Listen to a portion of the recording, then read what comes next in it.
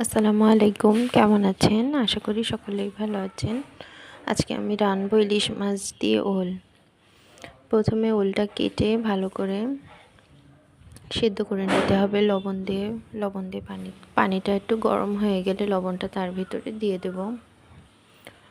তারপরে ওলটা দিয়ে দেব। ওলটা দিয়ে ভালোভাবে ফুটিয়ে নেব। এদিকে আমি ইলিশ মাছটা ভেজে নেব হলুদ লবণ দিয়ে।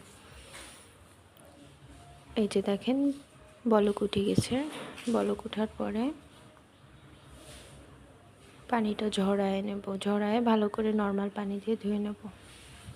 একটা ফ্রাই প্যানে কাঁচা ঝাল আর পেঁয়াজি দিয়ে দিব।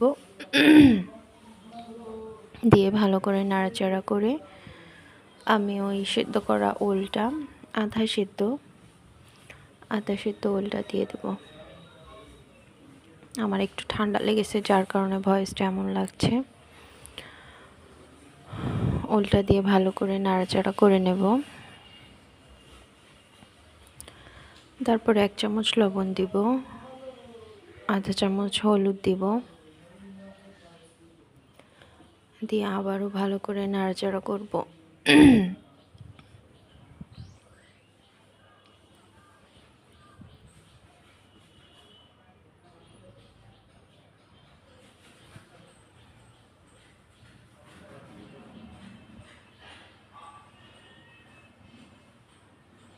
তারপরে আমি কিছু মশলা রেডি করে রাখছিলাম, জিরা, রসুন এবং এলাচ বেটে রেডি করে রাখছিলাম, সেটাও দিয়ে দিলাম।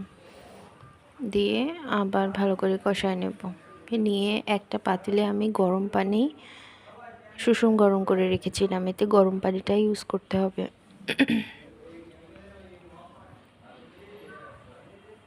তারপরে ভালোভাবে কষানো হয়ে গেলে আমি এতে গরম পানিটা দিয়ে দিব।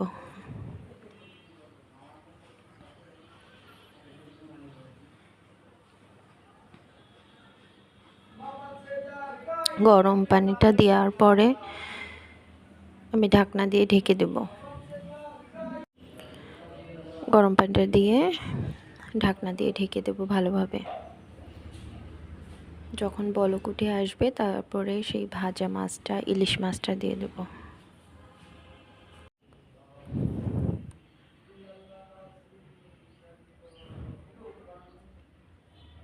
এই যে একে একে করে মাছটা দিয়ে দিচ্ছি। মাছটা দেওয়ার পরে আবারও ঢাকনা দিয়ে ঢেকে দিতে হবে। তারপরে একেবারে পানি শুকায় গেলে, সিদ্ধ হওয়ার পরে আমরা